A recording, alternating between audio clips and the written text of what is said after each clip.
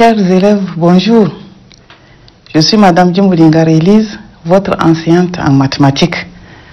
Nous allons toujours poursuivre en arithmétique avec l'addition et la soustraction des nombres décimaux. Et à l'issue de cette leçon, vous devez être capable d'additionner des nombres entiers et des nombres décimaux, soustraire des nombres entiers des nombres décimaux. Vous allez nous suivre à travers la télévision, la radio et sur Internet. Pour vous faciliter la compréhension et permettre l'interactivité, je vous conseille de prendre note. Et avec vous, vos cahiers, stylos, crayons.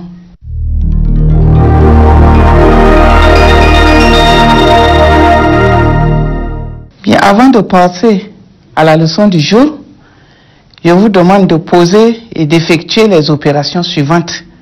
Donc, vous notez 81,6 plus 7,93, 4,128 plus 2,75, 46,14 moins 28,05, 7,02 moins 3,8.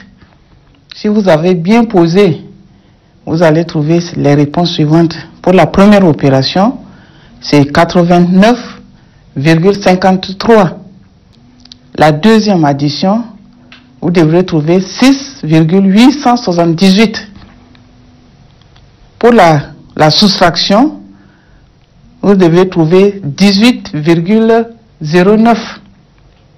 Et la dernière soustraction, 3,22.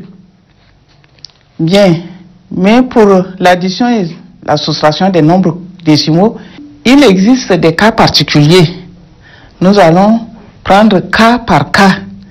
Dans le premier cas, il s'agit d'additionner un nombre entier et un nombre décimal. Je vais vous donner un exemple. 639 plus 2,16. Pour effectuer cette opération, cette addition, il faut bien disposer les chiffres. Et pour cela, il faut écrire les unités entières sous les unités entières. Vous conservez la virgule et la partie décimale.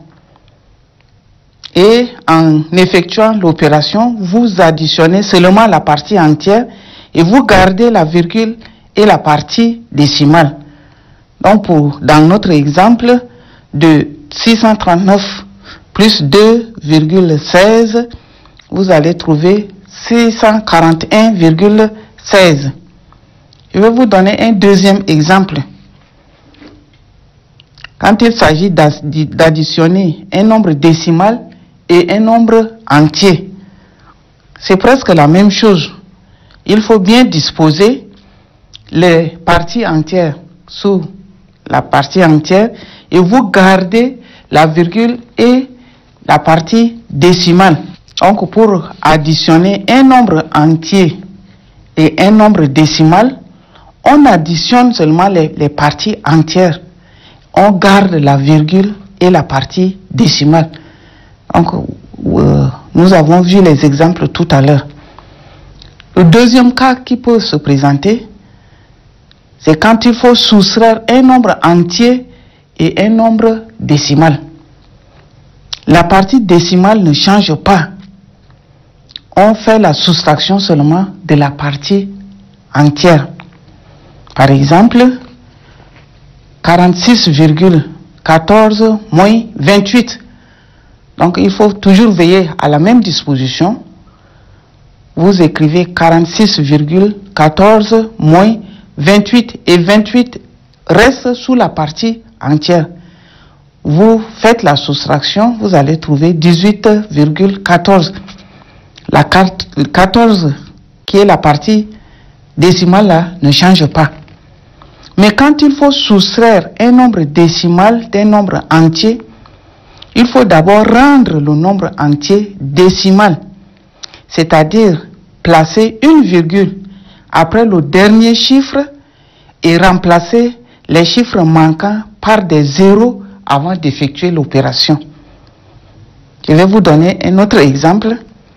802 moins 576,84. Le premier terme est entier, est un nombre entier, mais le second terme est un nombre décimal. Donc pour faciliter cette opération, vous devrez rendre d'abord 802 décimales. Et comment faire? Vous écrivez 2. Vous écrivez 0 après 2 et 2 zéros, ce qui va se présenter comme suit: 208,00.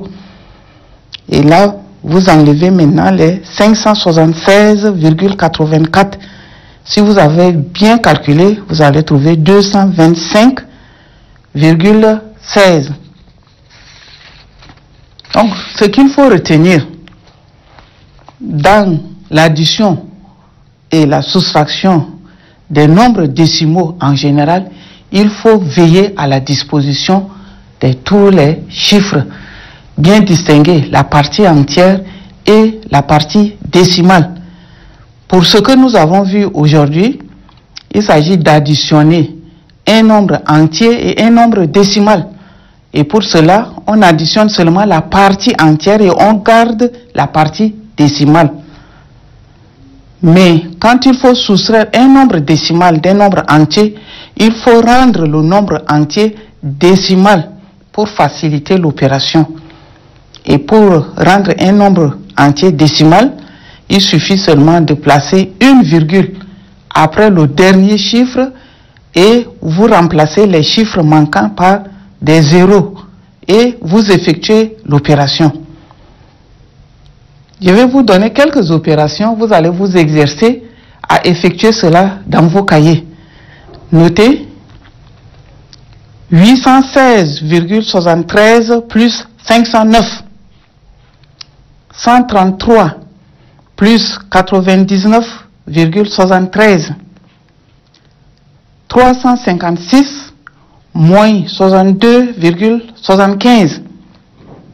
Et enfin, 256,8 moins 121. Vous allez vous exercer à faire ces opérations. Veillez à bien disposer tous les chiffres. Si vous avez suivi les conseils que je vous ai donnés tout à l'heure, pour la première opération qui est 816,73 plus 509, vous devrez trouver 1325,73.